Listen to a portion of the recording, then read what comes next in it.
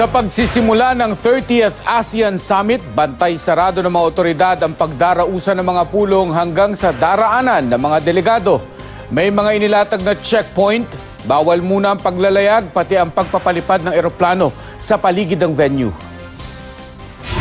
Kung dati hindi na halos makagalaw ang mga sasakyan dito sa Baclaran Service Road, ngayon napakaluwag na at pwede pang magbike. Nadaraanan ng 4 na lane ng kalsada at 2-way pa.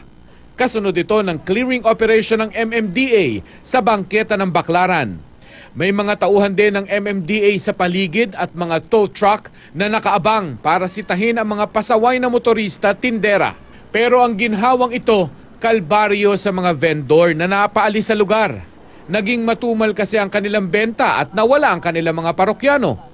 Ayon sa MMDA, wala namang direktang kinalaman sa ASEAN Summit ang paglilinis sa Baclaran. Pero ngayong nagsimula na ang ilang aktibidad ng ASEAN Summit, makikita na sa paligid ng Baclaran ang mga pulis at sundalo para sa seguridad sa lugar. Bahagi kasi ito ng rutang daraanan ng mga delegado.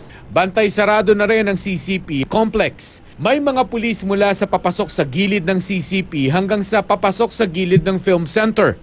May mga K9 unit din, armored personnel carrier, ambulansya at police mobile. Hindi na rin pinapapasok ang mga sasakyang walang ASEAN plate sa checkpoint paglagpas ng CCP at sa checkpoint sa tapat ng Film Center. Presidential Security Group na nagbabantay roon. Bawal na rin ang mga sasakyang pandagat sa Manila Bay, maliban sa mga watercraft ng ASEAN Subtask Force C ng PSG at Coast Guard. Bawal na rin ang pagpapalipad ng eroplano at drone sa lugar. Ang mahigpit na pagbabantay na ito nag-umpisa mula pa kagabi. Hindi na maaaring makapasok sa PICC kung walang ID sa ASEAN.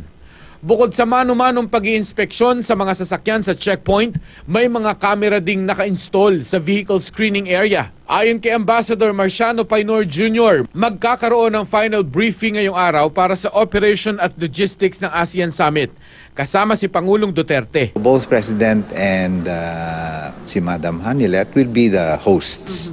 So yun, so they'll be busy. Sisiguruhin din daw nila na kompleto ang mga gagamiting lapis, papel at upuan ng mga lalahok. Gayon din ang mga souvenir na ipamimigay.